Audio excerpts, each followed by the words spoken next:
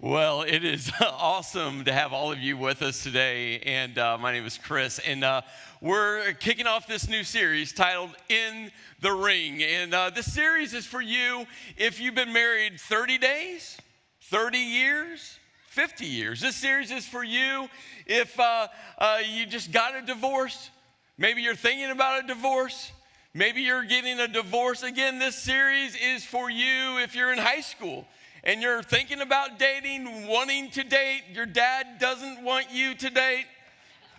Maybe you just want to have a date, so your parents have to buy you a dress for homecoming, right? This series is for you. If you're in college or you're in your 20s and you're just not even thinking about marriage, you're just dating around, this series is for you. If you just lost your spouse this last year, the year before, or maybe it's been years, this series is for you. If your marriage right now is crumbling, this series is for you. If right now your marriage is thriving, this series is for you. Now there's this thought that sneaks around in all of our minds to some degree over the span of time. And the thought goes like this: when I find the right one. Do you remember that one point? I mean, some of you are going to have to really think back far. Remember that one point when you met him, when you met her, and you had the butterflies? Some of you are like, yeah, those butterflies are moss, and now they're dust, right? So think way back, right? You remember, like, when I find the right one. I mean, it's what every Hallmark and Lifetime movie is about, isn't it, ladies?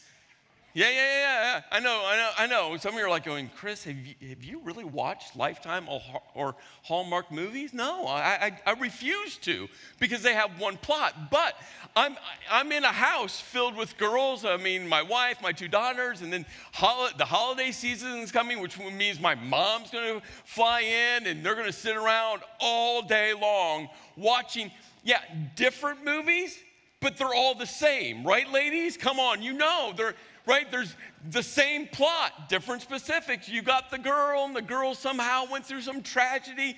She lost him, right? And all of a sudden, she's wandering through life, and then all of a sudden, they meet. Cue the music, cue the snowfall, cue the ice skating rink, cue the candlelights, right? It's like, now, right, they find each other, right? It's every movie on Lifetime and Hallmark. I mean, it's every movie.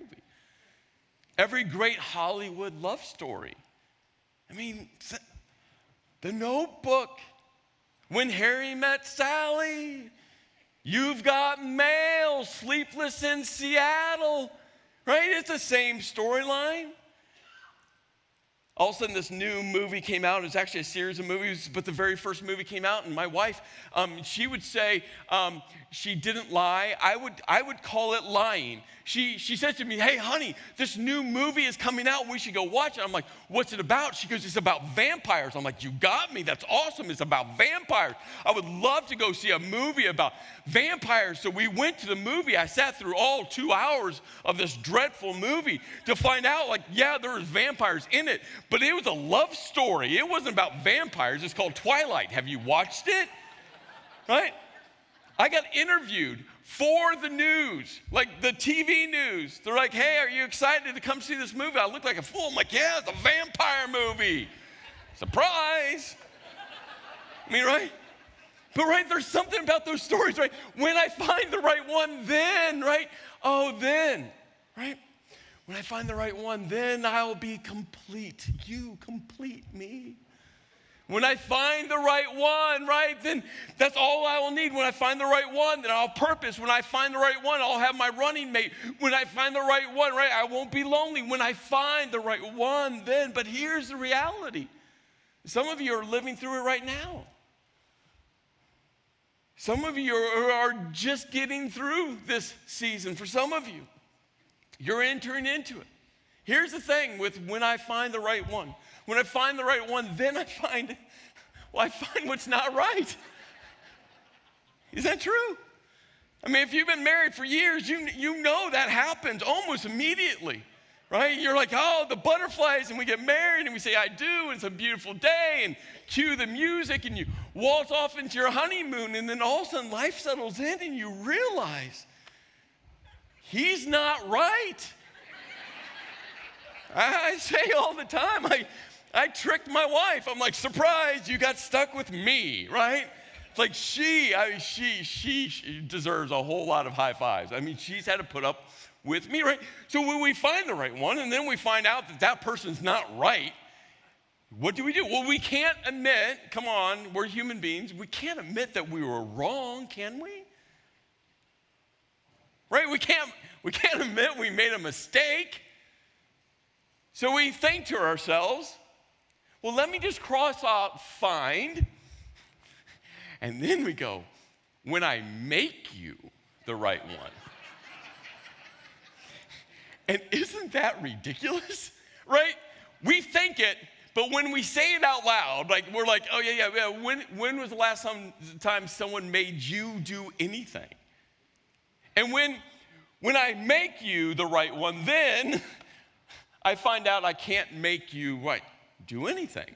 Steelers fans, you get that? The Raiders fans just understood that.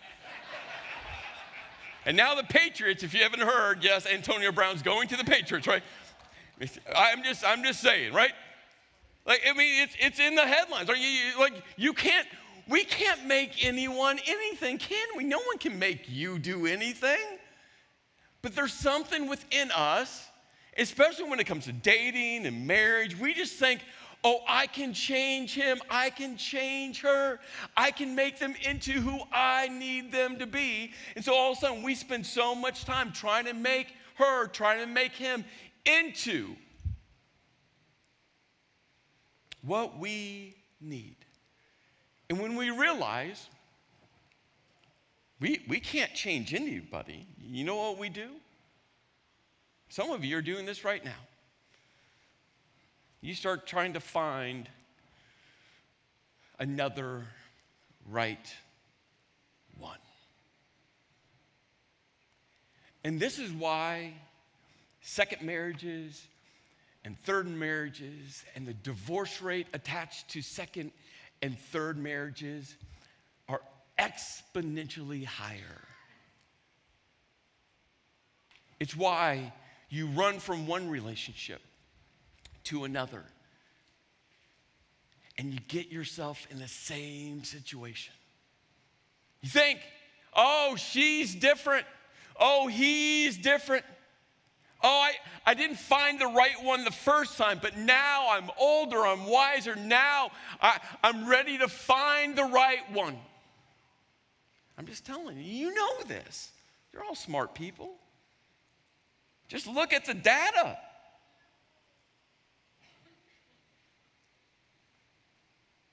You see, the issue is, especially when it comes to dating and marriage, we got to change one word. Just one word. Just one word. And if you're in high school, I'm telling you, like, this should be your pursuit right now, not because you're planning on getting married tomorrow. I'm just saying your pursuit. It's just one word. If you're in college, in your 20s, I'm just telling you, this should be your pursuit, this one word. If you're married right now, this should be your pursuit, whether it's 30 days, 30 years, 50 years of marriage. This should be your pursuit, this one word. If you're thinking about getting divorced, in the process of getting divorced, just divorced, and you're not sure what to do, I'm just telling you this one word. This should be your pursuit. It's when I become the right one. And this whole series, In the Ring, fighting for what matters most, is all about becoming. And that has very little to do with the person you're dating, the person you're engaged to, the person you're married to. And it has everything to do with, well, you. A piece of advice that I've given for years and years and years now. And I would say very few people have followed this piece of advice. But whenever someone comes up to me and they're like, hey, Chris, my marriage is coming to an end or it's ended. And whether that's a divorce situation or a spouse has passed away situation. This could even apply to if you've been dating someone for a very long time, and you can apply the length of time for a very long time. Not months. I'm not talking about months. I'm talking about you've been dating someone, and that relationship comes to an end. I've always looked at that person and say, hey, you got to commit to yourself for 1 year. Don't date for 1 year. And I see people all the time. They'll look at me like, oh, yeah, Chris, I'm not even thinking about dating again. And guess what happens within days? I'm in love.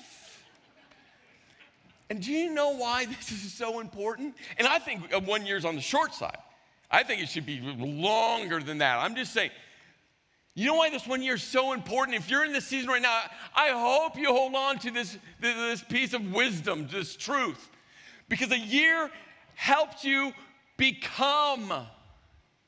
Because becoming someone will attract someone who is becoming. Let me reverse engineer this for a moment. When you go through an end of a relationship, whether it's death, a divorce, it's all grief, it's loss. And you immediately move into date. Guess what you start doing? You start finding.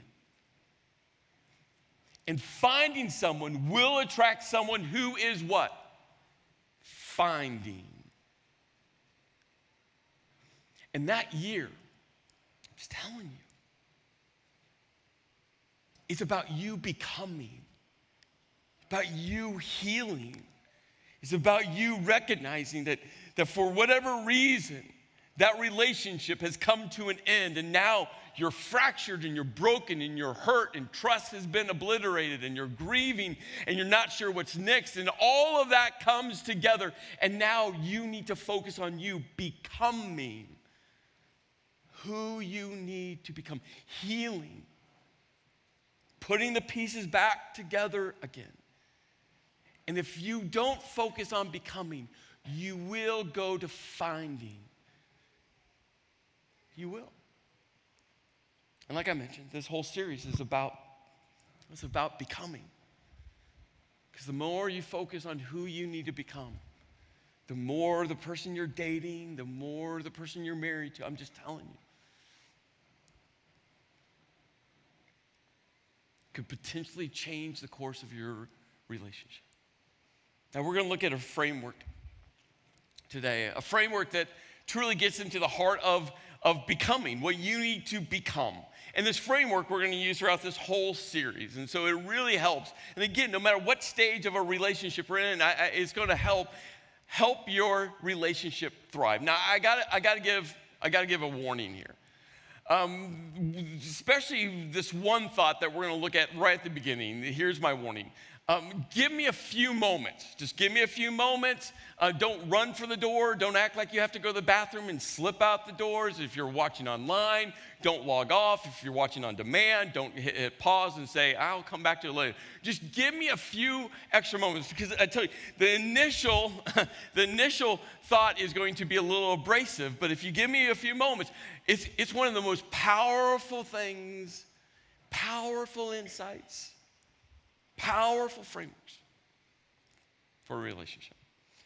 Have I warned you all enough? Here we go. Paul is writing these words, and Paul writes, wives, submit yourselves to your own husbands as you do to the Lord. And we're done for today. Thank you for coming.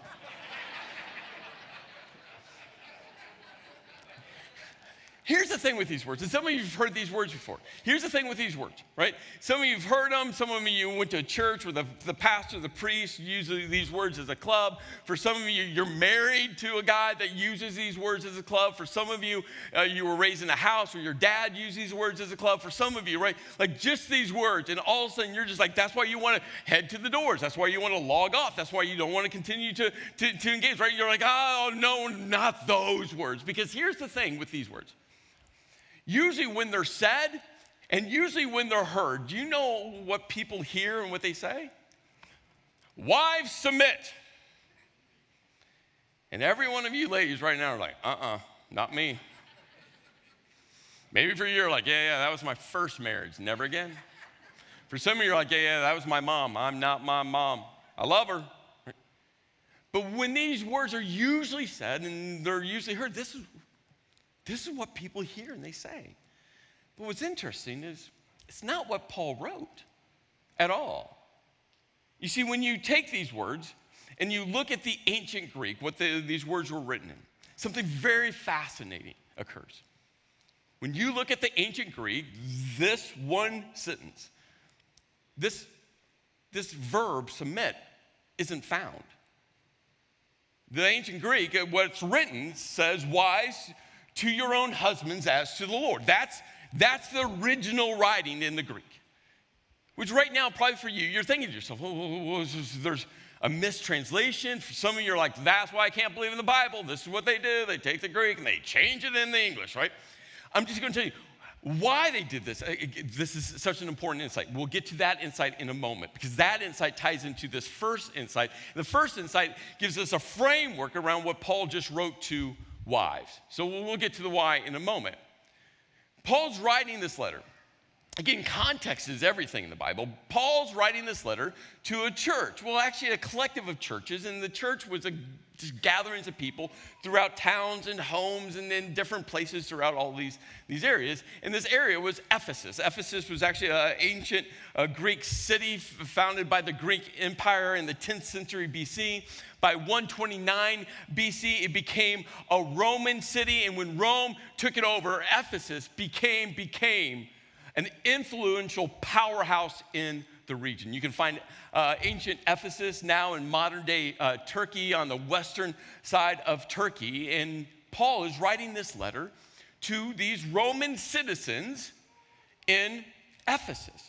And here's what Paul knew, because Paul wasn't just a Jew, he was also a Roman citizen. And this is important. And Paul, being a Roman citizen, he fully understood Roman law because he was a Roman citizen. And there's a Roman law, called patria potestas, which is translated power of the Father. This Roman law that was still in place when Paul's writing this letter to these churches in Ephesus, a Roman city. This Roman law stated that the father, the male head of the household, had absolute power. Kids, zero worth, zero value. Wives, zero worth, zero value. They were property of the father, patria potestas. To the point where the male head of the family could enact capital punishment on his own family and not be punished by Roman law. And so when Paul starts to write these words, everyone understood this Roman law. And so Paul writes, wives, and again, the verb wasn't there. I mean, it is in our English, but not in ancient Greek. He writes, wives, to your own husbands as to the Lord. That's what he wrote. So you have to ask the question, right? Why did we get this Greek action verb, submit, into this verse if it's not there? Well, ancient Greek, it was very common for them to write a statement and then in the next statement, not write the verb because it's implied from the statement, the thought right before it, right above it. This is a very common practice. Now, we don't do that in our English language, right? We got to have a verb in every statement. But in the Greek, it was as common. And when you understand that, now you go, well, what did Paul write right before wives submit? This is what Paul wrote. Submit. There's a verb. Submit. And this word means that there's a hierarchy. This word submit means that there's an order. This word submit had everything to do with, like if you were a soldier in an army, that there was a order of command. And Paul's like, hey, submit. There's this order. There's this hierarchy that you just have to understand relationally. There is that hierarchy. But what Paul writes next, I'm just telling you. I mean, Paul's writing this as a Roman citizen. Paul's writing this not just to Ephesus. I mean, this letter was directed to the churches in Ephesus, but these letters were handed all over the Roman Empire. So every Roman citizen that would get this letter, I mean, they would have the same thought process. Because Paul says, hey, this hierarchy, this order that you as a Roman citizen understand, because Roman citizens, they were the top of the mountain when it comes to influence and power around the world. Paul goes, no, submit to one another. And you could just imagine people sitting there. Imagine you were a Roman citizen, head of your household, where every person underneath you was property to do with as you please. And Paul goes, there's a new order. And here's the thing, Paul didn't make this up. Paul is just taking the lead from Jesus' teaching. Paul just goes, hey, Jesus taught this. I'm just taking it, I'm just putting a spotlight on it, because Paul goes, hey, submit to one another. It's reciprocal. Why? Well, out of reverence, out of awe, out of fear for Christ, for Jesus. It's like, hey, Jesus modeled this. Jesus said, hey, there's no Jew, no Gentile, there's no hierarchy between people, there's no, well, men are greater than women. No, it's an equal playing field. And Paul's like, hey, Jesus equaled out everything. In a culture that was all about hierarchy, even the Jewish culture was about hierarchy. Jesus just flattened it all out. And Paul said, hey, it starts to submit to one another. Because watch what Jesus did. God the Son, coming to be man, to give his life. God the Son, Jesus, coming to be a man, to serve. God the Son, Jesus, becoming man, to flip the whole hierarchy on his head. God lowered himself as low as he could go to model. To model. Now, I don't know if you're a fan of, I personally enjoy watching, and you can judge me if you want, but I personally like the UFC, the Ultimate Fighting Championship. I grew up watching boxing with my dad all the time. We were able to go to some epic boxing bouts in Vegas together, and then UFC came along, and so I just kind of have followed it ever since. And the UFC, if you're not familiar with the UFC, it's all about two people getting into the ring, and their goal is to submit the other person. They can submit them by knocking them out, right? They're out cold. They can submit the other person by tapping, having the other person tap out. But that's their goal. Now, sometimes the fight will go to the end where judges have to get involved, but if you watch the UFC, no one wants to watch that. All right? You want to see someone get knocked out. Again, don't judge me. You want to see the other person get tapped out, right? UFC is all about submission. And here's what I think Paul was trying to succinctly say when he wrote, hey, submit to one another out of reverence for Christ. So this is what I think Paul, again, if he would have been writing this several thousand years later, he might have said this, hey, it's not the UFC, it's the MSC. And the MSC, I know you're all interested. What does that mean? It's the mutual submission competition. That's what it is, right? Where all of a sudden you come into the ring and you're like, round one. It's a mutual submission competition, and now. And your goal, right, is to submit to people in a competition in a way that says, no. I want to submit more to you. I want to serve you more. I want to love you more. I want to encourage you more. I want to make the bed, said no one ever, more. I want to put the dishes away, more, said no one. I want to, right, like this is what Paul's saying, hey, there's a mutual submission competition where it's all about, hey, I want to submit to you more. That's That's what I think Paul meant when he says, hey, submit to one another out of reverence for Christ. Watch what Jesus did. Now, your pursuit should be to model that. And it's after Paul writes this. Ladies, I hope this gives you goosebumps. Because then Paul writes, wives. And you can hear Paul saying this. Hey, wives, in a Roman-controlled city who fully realize the power of the Father. Hey, wives, it's all equal now. Ladies, it's all equal. I know you've lived in a world where it's all male-dominated. You didn't have a voice. You didn't have a vote. You had no value. But now it's equal. Why is it equal? Because Jesus made it equal. Hey, wives, you have a choice.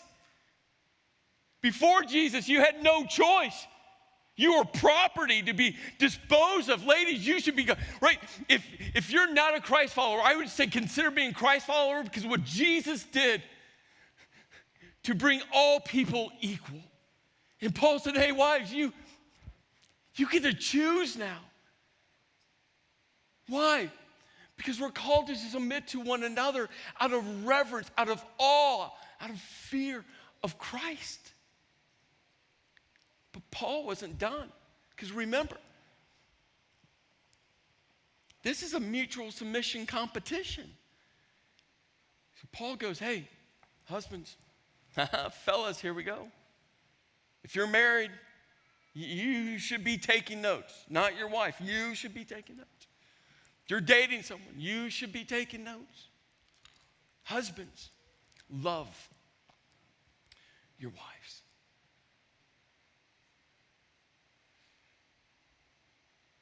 And the greatest act of love is to lower yourself as low as you can go, to submit yourself to your wife. And Paul wanted to make sure, hey fellas, Paul wanted to make sure that we got this. Because guys, I mean, we're a little slow sometimes. And Paul goes, love your wives just as Christ loved the church and what? Gave himself for her.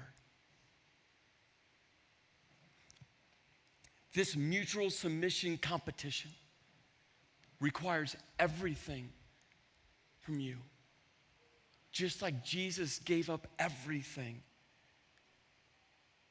for his church, a gathering of people. And then Paul goes, hey, husbands, in the same way, you ought to love your wife as yourself. He who loves his wife loves himself. That your love for your wife is everything.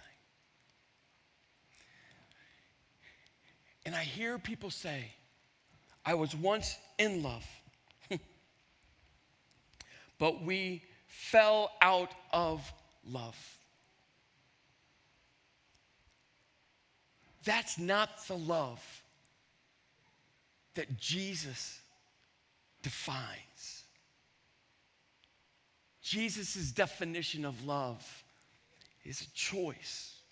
You choose. Just like Jesus chose to die for everyone, you choose to love. And that's why Paul, at the very beginning of this chapter, chapter 5, you know how he starts this section in this letter to this church, this gathering of people? He goes, follow God's example. Jesus gave us the greatest example ever. Husbands, Jesus gave us the greatest example ever. Because follow God's example. Therefore, as dearly loved children, and walk in the way of love. And that's the choice. To walk in the way of love. That's the choice. The question is, Are you going to love your wife like Christ loved and gave his life for you, for me? Are you going to love in that way? See, Paul says, you want a marriage to thrive? You want to take a broken and fractured marriage and see it thrive?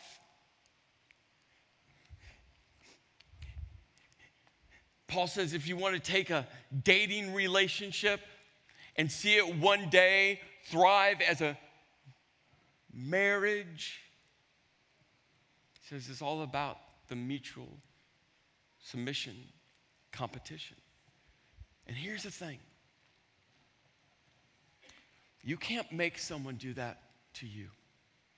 All you can choose is, are you going to submit to one another out of reverence, out of awe, out of fear of Christ? See, that's the decision. And that is a step to becoming. That's a step to becoming. Next week in part 2, we're going to look at something that happens in every relationship. It's that moment where friction erupts. It's that moment where all of a sudden tempers are redlined. It's that moment where one moment you're laughing and the next moment, right, you're throwing the goldfish.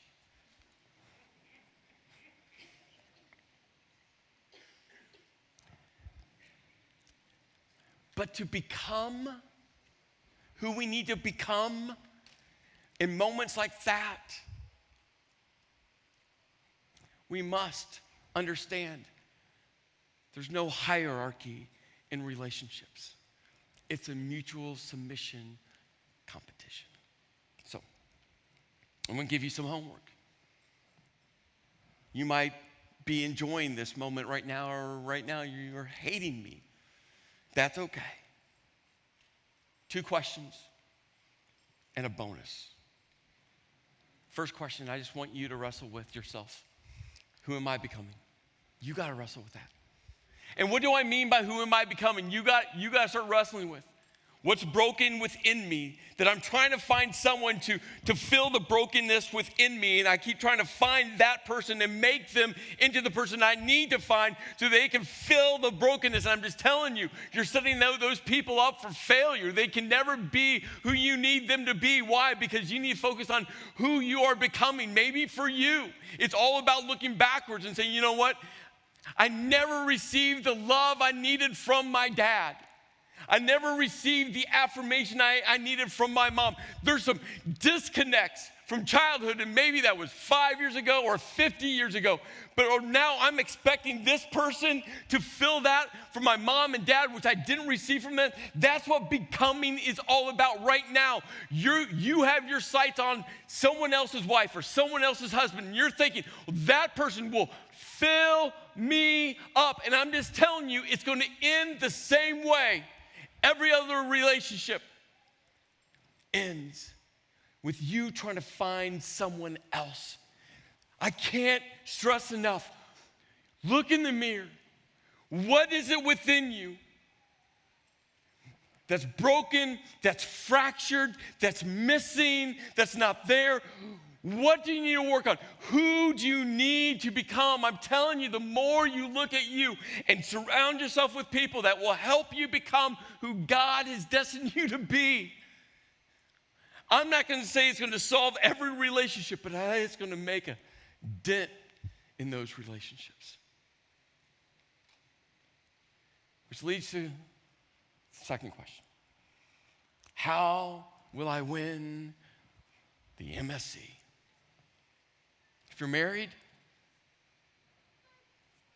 3 actions. You can't tell your spouse this, by the way. Husbands, Wives, you get this. Husbands, we're, again, a little slow. You cannot write down your 3 actions and then text them to your wife and say, hey, by the way, wife, I'm going to do these 3 things for you, right? Your wife will see through it and say, you're just doing it because the guy on stage told you to do it, right? Like, no, husbands, just do it. What are 3, husbands, what are 3 actions? Boyfriends, what are 3 actions that you're just going to do in your pursuit to win the mutual submission competition? Wives, girlfriends, what are you going to do? Again, don't text them. Just do them. But get 3. Get 3. And spend this week out serving, out encouraging, out loving that person closest to you. And see what might just happen within your relationship.